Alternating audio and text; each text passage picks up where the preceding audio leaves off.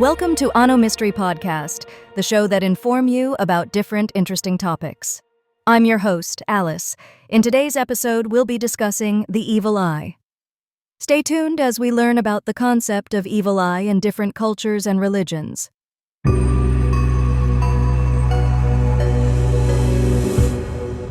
The mysterious evil eye. Let's dive into this fascinating slice of human folklore with a dash of whimsy, shall we? Picture this. Since time immemorial, our ancestors have been peeking over their shoulders, wary of malevolent gazes. In fact, we've been so paranoid about these ocular curses that we've been crafting protective trinkets for a whopping 5,000 years. Talk about a long-lasting fashion trend, right? Now, if you happen to find yourself in a Syrian company, don't be surprised to spot some snazzy blue beads adorning necks. These eye-catching accessories, pun intended, are said to ward off the evil eye. And if you're feeling extra cautious, why not try the time-honored tradition of spitting thrice? Just remember, it's all about the gesture. No need to actually produce saliva. Here's a little tidbit that might make you raise an eyebrow. Apparently, those blessed, or cursed, with green or blue peepers are more likely to cast the evil eye. So if you fall into this category, maybe consider wearing sunglasses to put your friends at ease. This ocular obsession isn't just a modern fad, mind you. The ancient Ugarites were fretting about evil eyes way back in the Bronze Age. And let's not forget the Greeks. They were so fixated on this concept that poor Peter Walcott had to wade through over 100 works just to compile his book on the subject. Talk about eye-opening research. While we're on the topic of eyes, let's not confuse the Greek evil eye talisman with the Egyptian eye of Horus. Sure, they're both about protection and good luck, but the Greek version is specifically designed to deflect those pesky evil stares. It's like comparing apples and, well, eyeballs. Now picture this. Ancient Greeks and Romans living in constant fear of a malevolent gaze that could strike down humans and animals alike. Even poor, innocent cattle weren't safe from this ocular menace. Our good friend Plutarch, ever the curious scholar, dedicated an entire chapter to this eye-popping phenomenon in his work Symposium. He theorized that these deadly rays shot out like poisoned darts from the inner recesses of the evil eye possessor. Talk about killer looks. But wait, there's more. Pliny the Elder spun yarns about African enchanters who could fascinate, or even kill, with a single glance. It's like a superpower gone wrong. Now, you might be wondering, how did people protect themselves from this optical onslaught? Well, buckle up, because things are about to get weird. The Greeks dressed up boys as girls. That's right, ancient drag to confuse those evil eyes. Pisistratus hung a grasshopper figure in front of the Acropolis. Because nothing says back off like an insect charm, right? The Romans? They went straight for the phallus. That's right, folks. Nothing deflects bad luck like a good old Ficinus. And let's not forget the Italians, who to this day ward off the evil eye with an assortment of amulets and gestures. From the cornicello to the timaruta, they've got all bases covered. But wait, there's more. The ancient Greeks and Romans had another trick up their sleeves, spitting into their clothes. Because nothing says, I'm protected, like a saliva-soaked toga, even the great Virgil couldn't resist a nod to the evil eye in his poetry. Picture two shepherds, Menalcas and Damoetas, having a chat about their poorly sheep. What eye has bewitched my lambs? Menalcas wonders. Poor guy, he should have invested in some phallic wind chimes. And for those of you keeping score at home, even Jesus got in on the action, warning against the evil eye in a list of no-nos. In the Aegean region, where light-colored eyes are as rare as a unicorn sighting, people with green or blue eyes are thought to be walking, talking evil eye dispensers. So if you're planning a trip and have baby blues, maybe pack some sunglasses, just to be safe. Now, hold on to your hats, folks, because we're about to take a wild ride through the colorful world of evil eye beliefs in Trinidad and Tobago. Picture this. You're strolling down a sunny Caribbean street when suddenly, bam! You've been hit by the bad eye, or as the locals call it, Maljo. No, it's not a spicy sauce or a funky dance move. It's a supernatural zap that can turn your good luck into a comedy of errors faster than you can say coconut rum. Now, you might think you're safe if you just avoid making eye contact with grumpy strangers, but oh no, my friend. In this tropical paradise, even your bestie's admiring glance could accidentally curse you. And don't even think about enjoying that delicious doubles in public. Apparently, Maljo loves nothing more than ruining a good meal. Got a case of the sniffles or stubbed your toe? Before you call the doc, check if you've been Maljoed. According to island wisdom, those pesky physicians are useless against this ocular onslaught. You need someone with the power of prayer to cut that Maljo like a machete through a ripe mango. But wait, there's more. In this topsy-turvy world, blue isn't just a color. It's your personal force field against Maljo. That's right, folks. Forget your boring beige wardrobe and deck yourself out in Maljo blue. It's like Superman's cape, but with more Caribbean flair. And if you thought those milk of magnesia bottles were just for upset tummies, think again. In Trinidad and Tobago, they're the hottest lawn ornaments since garden gnomes. Nothing says, keep your evil eye to yourself, like a yard full of blue bottles catching the sunlight. But the real VIPs in this Maljo madness? Babies and kids. These little ones are like Maljo magnets, attracting curses faster than they attract sticky fingers. Even a well-meaning, "Oh, what a cute baby," could spell disaster. So, if you see a tot decked out in more blue than a Smurf convention, now you know why. And for all you overachieving parents out there, here's a plot twist. Your obsessive love for your kiddo might just be giving them a case of Maljo.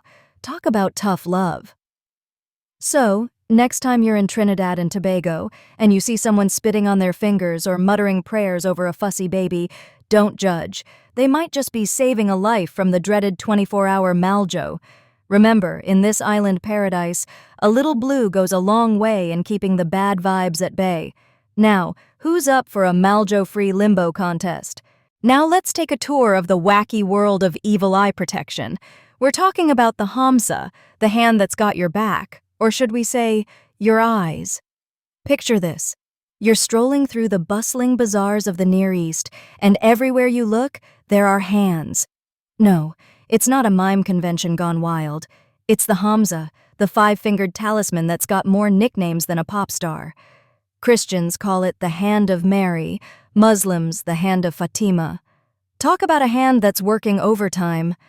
Now, some strict Muslims might shake their heads and mutter superstition. But let's be real. In these parts, leaving home without your Hamsa is like forgetting your sunscreen at the beach. Ouch! But wait, there's more. If you thought rug shopping was just about choosing between shag and Berber, think again. Those tribal kilim rugs are like a supernatural security system. Woven right into the fabric, you've got crosses splitting evil eyes like pizza slices, hooks snagging bad vibes like fish, and actual eyes staring down the evil ones. It's like a magical game of I Spy. And let's not forget the star of our show, the Nazar. This isn't your grandma's glass eye, folks. We're talking handmade, concentric circles in a rainbow of blues, with a dash of white and black for good measure. It's like a bullseye for deflecting evil, with each color pulling its weight in the luck department. These little blue beady eyes are so popular, they're practically the unofficial mascot of half the Mediterranean and Middle East. You'll find them dangling from rear-view mirrors, pinned to baby onesies, and even blinging up jewelry. It's like, where's Waldo? But with evil eye protection. And here's the kicker. In our modern, jet-setting world, the Nazar has become the it souvenir. Move over, Eiffel Tower keychains. Nothing says, I survived my vacation, and all I got was this awesome evil eye deflector, quite like a Nazar. So next time you're browsing a Turkish bazaar or strolling through the streets of Beirut, keep your eyes peeled for these blue beady buddies. After all, in a world full of side-eye and stink-eye, isn't it nice to know there's a little glass eye looking out for you? Now that's what I call eye-catching protection. Now, we're about to embark on a wild ride through the wacky world of evil eye beliefs across Ethiopia, Senegal, India, and Pakistan. It's like a supernatural smorgasbord of superstitions. First stop, Ethiopia. Here, the evil eye goes by the name Buddha or Buddha. It's not a fancy dance move or a new smoothie flavor. It's a spooky power that apparently comes with your job description if you're a metal worker. Talk about occupational hazards. But fear not, Ethiopian Christians have got it covered with their trusty kitab amulets. And if you're really in a pinch, just yell God like you've stubbed your toe. That'll show that evil eye who's boss. Next up, Senegal. Here, they call it Thiat, and apparently it's got a vendetta against pretty things. So if you're too good-looking, watch out. But don't worry, the Senegalese have a fashionable solution: cowrie shell bracelets. These stylish accessories are like evil eye sponges, soaking up bad vibes until they dramatically shatter. Talk about accessorizing with a bang. Now let's jet over to India, where they've got more names for the evil eye than flavors of chutney. From Nazar to Drishti to Kanu, it's like a linguistic buffet of bad luck. But don't fret, they've got an arsenal of anti-evil eye weapons. Rock salt, red chilies, white pumpkins. It's like they're warding off evil or making a very bizarre curry. And get this, in India, they even hang up pictures of scary monsters to scare away the evil eye. It's like putting up a beware of dog sign, but for supernatural pests. Oh, and if you're a new parent in India, forget the baby books. All you need is some kajal, that's eyeliner for you makeup novices, and your baby's umbilical cord. Yes, you heard that right. Nothing says back off evil eye like a belly button necklace. Last but not least, Pakistan. Here they fight the evil eye, or Nazar, with a holy hat trick, the last 3 chapters of the Quran. And if that's not enough, just shout MashaAllah like you've won the lottery.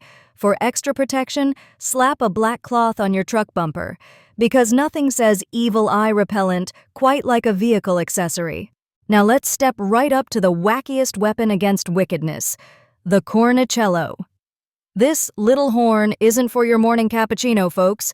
It's a twisted talisman that's more crooked than a politician's promise. Carved from red coral or blinged out in gold or silver, this charm is shaped like an African eland's horn or a chili pepper, because nothing says back off evil eye like accessorizing with exotic livestock or spicy produce. But wait, there's more. For those really hairy situations, why not try a tuft of Italian wolf fur? It's the latest in lupine fashion, guaranteed to make evil eyes howl with frustration. Now, hold on to your togas, because things are about to get saucy. Our ancient Roman friends believed that a good old-fashioned ribald gesture could distract even the most determined evil eye. That's right, folks. They fought curses with crotch grabbing. It's like a supernatural game of got your nose, but with more southern regions involved. And if that wasn't enough, they had a whole arsenal of hand gestures that would make your nonna blush. The mano cornuta, the fig sign, it's like a game of rock, paper, scissors, but with more eyebrow-raising implications. These Romans weren't just talking with their hands, they were warding off evil with a full-body sign language. But who's behind this ocular onslaught? Enter the jettatore, the evil eye wielder extraordinaire. Picture a face that could curdle milk, with eyebrows so arched they could double as McDonald's golden arches. This guy's stare is so intense, it could melt steel beams. He's the talk of the town, and not in a, ooh, what a nice fellow kind of way. Even Pope Pius IX couldn't escape the rumors. Apparently, his evil eye was so potent, it left a trail of disasters in its wake. Talk about papal bull eye. From poets to gangsters, everyone was getting in on the evil eye action. It was like a superpower, but instead of fighting crime, it was causing cosmic chaos. Now, let's sail into the whimsical waters of Maltese fishing traditions, where boats have more eyes than a potato. Picture this. You're strolling along the sun-drenched docks of Malta, and suddenly you're surrounded by a fleet of fishing boats giving you the stink eye. No, you haven't offended the local seafaring community. You've just encountered the legendary Luzu. These colorful vessels are decked out with more peepers than a Cyclops convention, sporting the eye symbol known as El Gajn. Try saying that 3 times fast after a few rounds of Maltese wine. Now, you might think these boats are just trying to win a nautical beauty pageant, but oh no. These ocular decorations are the fisherman's secret weapon against the high seas shenanigans. It's like having a supernatural bodyguard plastered on your bow. Storms brewing on the horizon? No problem. That painted eye will stare that tempest into submission faster than you can say fish and chips, please. And if some ne'er-do-well with malicious intentions comes sniffing around, well, they'll get an eyeful they won't soon forget. It's like a maritime version of I've got my eye on you, but with more salt spray and sardines. All right, let's take a whimsical journey through the world of evil eye remedies in Latin America. Buckle up, because this ride is about to get exciting. Picture this. You're feeling under the weather, and your abuela suggests a visit to the local curandero. But forget about boring old medicine. This healer's got a trick up their sleeve that would make any chicken nervous. They take a raw egg and sweep it over your body like they're dusting for evil eye fingerprints. Talk about extreme measures. Now, here's where it gets really interesting. That egg isn't destined for your morning omelet. Oh no, it's got a much more important job. It's placed in a glass of water under your bed, right near your head. Why? Because apparently, evil eyes are terrible at hide and seek and always go for the most obvious hiding spots. Sometimes people can't wait to crack the case, pun intended. They'll check the egg right away, hoping to see signs of it being cooked. If it looks like it took a dip in boiling water, congratulations! You've won the evil eye lottery. But don't worry, it's a good thing. It means the egg has absorbed all the bad juju, and you're free to feel fabulous again.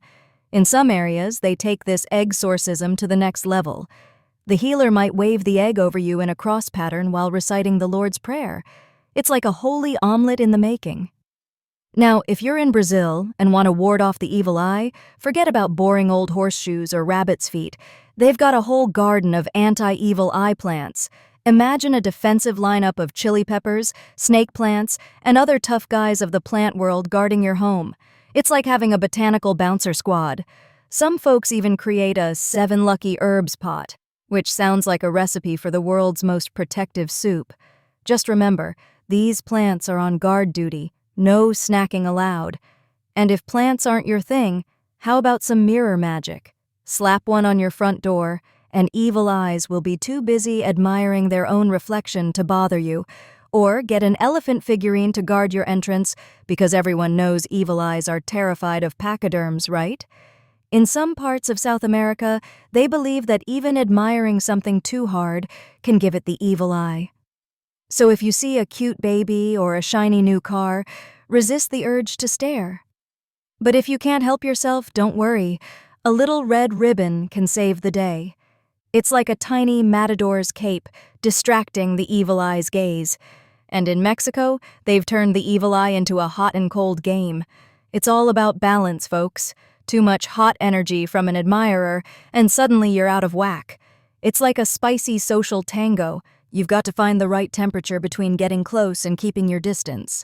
So there you have it, a crash course in excellent evil eye remedies and plant-based protection. Who knew fighting off bad vibes could be so exciting? Now, picture this. You're in a room full of rabbis, and they're not discussing your bar mitzvah. Nope, they're debating the evil eye like it's the hottest topic since sliced challah. One sage, Rabbi Eliezer, drops this truth bomb. An evil eye is worse than a bad friend, a nasty neighbor, or even an evil heart. Talk about throwing shade. Now, let's time travel back to ancient Egypt. Jacob's 10 sons are on a grocery run, but instead of casually strolling into the supermarket, they're sneaking in through separate gates. Why? Because they're all so devastatingly handsome that they're afraid of triggering the evil eye. That's right, folks. Being too good-looking can be dangerous. In the Jewish tradition, it's all about that good eye versus evil eye energy. Having a good eye means you're the type to cheer when your neighbor gets a new car. An evil eye? That's the person who's secretly hoping your soufflé falls flat. Talk about bad vibes. But wait, there's more. Rabbi Abraham Isaac Kook gets all metaphysical on us. describing the evil eye as a venomous impact from malignant feelings of jealousy. It's like a spiritual stink eye that can actually affect others. Yikes! So, how do you protect yourself from this ocular offender? Well, if you're an observant Jew, you might find yourself playing a bizarre game of don't jinx it. Mention your new promotion? Quick, say, Bali ayin hara, without an evil eye. Bragging about your kids' straight A's? Better follow it up with a hearty kini horror, no evil eye. And if all else fails, just pretend to spit 3 times. Because nothing says back off, evil eye, like imaginary saliva. But wait, there's more. For the fashion-forward evil eye avoider, there are special textile neckbands for baby boys. These aren't your average bibs. We're talking coin-adorned, coral-bedecked eye distractors. Because apparently, the evil eye is easily fooled by shiny objects. Who knew? Remember, in this game of cosmic peekaboo, it's all about staying one step ahead of that mischievous, malevolent gaze. Now let's take a holy roller coaster ride through Christianity's take on the evil eye. It's like a biblical game of I spy with my little eye, but with way higher stakes. Let's start with Jesus, the original eye doctor. In Luke 11:34, he's dropping some serious eye-opening wisdom. Apparently your peepers are like tiny lamps for your soul. Got a generous eye? Congrats, you're lit up like a Christmas tree. But if your eye's gone rogue, well, you might as well be stumbling around in a cosmic game of Marco Polo. Now, let's hop over to Mark 7:22, where we encounter the mysterious ophthalmos, that's ophthalmos, for those of us who didn't major in ancient Greek. Some folks translate it as evil eye, while others go with envy. Either way, it's clear that side-eye has been causing trouble since biblical times. But wait, there's more. The Church Fathers, not content with regular old sin, decided to spice things up by blaming the evil eye on the devil himself. Because why settle for human-level pettiness when you can go full supernatural? Now, let's jet over to Greece, where they've turned evil eye protection into an Olympic sport. They've got ancient prayers, secret rituals, and a whole lot of yawning involved. That's right, in Greece, if you're yawning a lot, you might not be bored. You could be under attack by the kakomati. The Greek evil eye exorcism is like a cosmic game of telephone. The prayer is passed down from grandparent to grandchild, but only to the opposite sex. It's like a secret family recipe, but instead of cookies, you're baking up some evil eye repellent. And if you thought that was wild, wait till you hear about the oil test. Forget about tarot cards or crystal balls.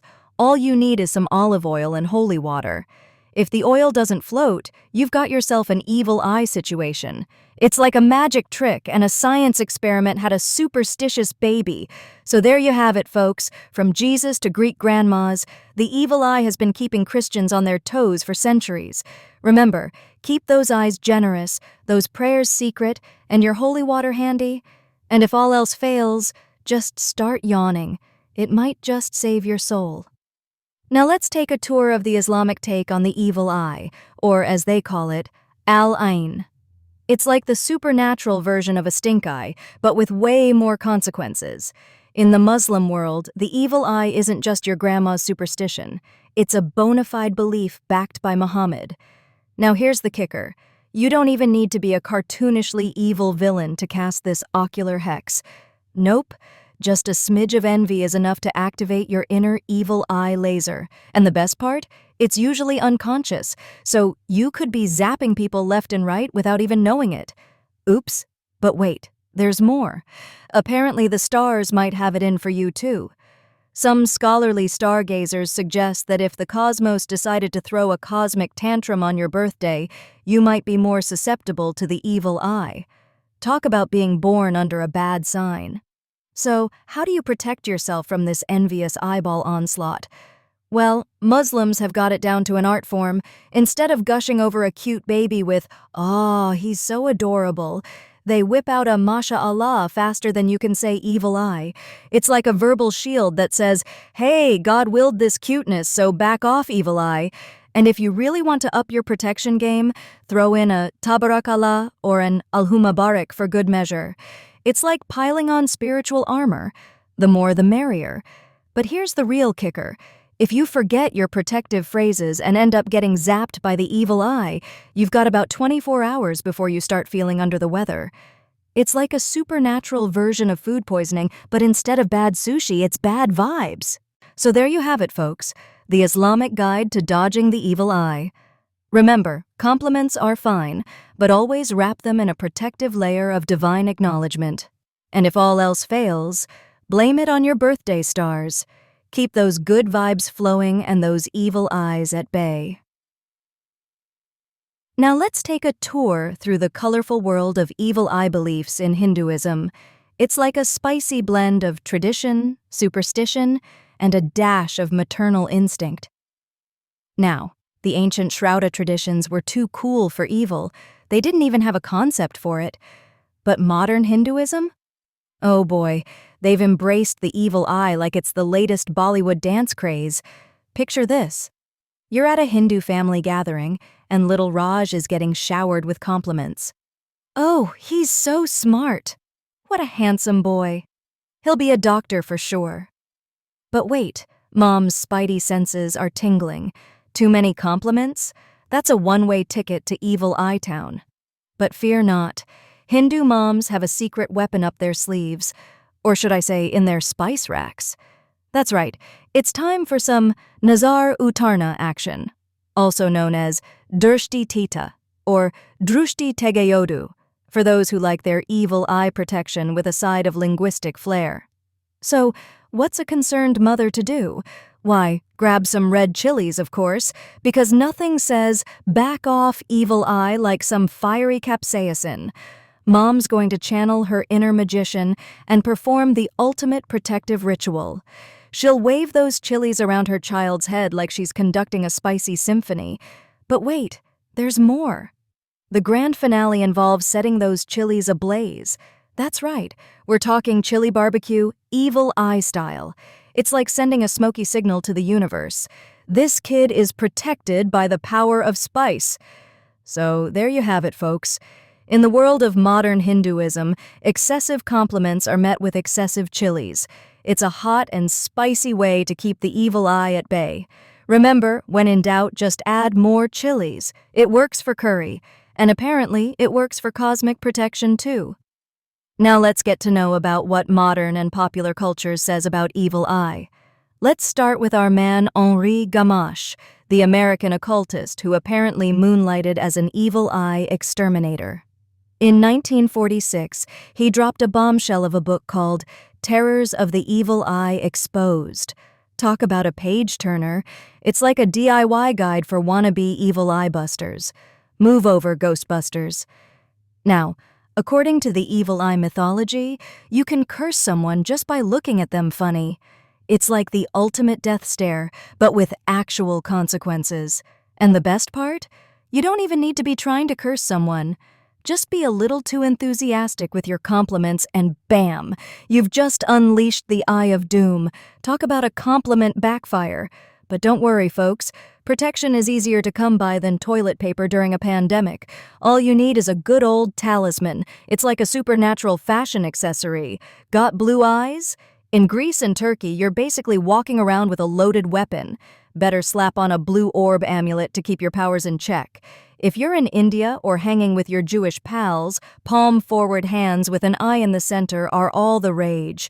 It's like a high five to ward off bad vibes. And the Italians? Oh, they've gone full-on anatomical with their protection.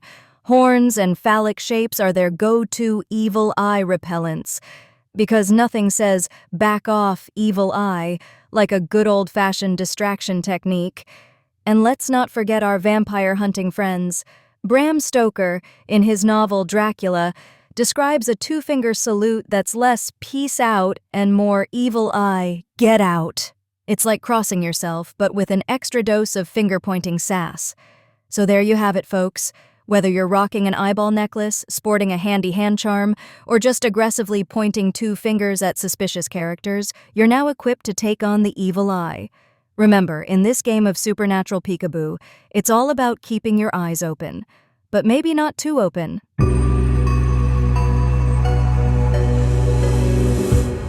Thanks for tuning in to Anno Mystery Podcast. If you enjoyed this episode, Please subscribe and leave us a review. Until then, this is Alice signing off.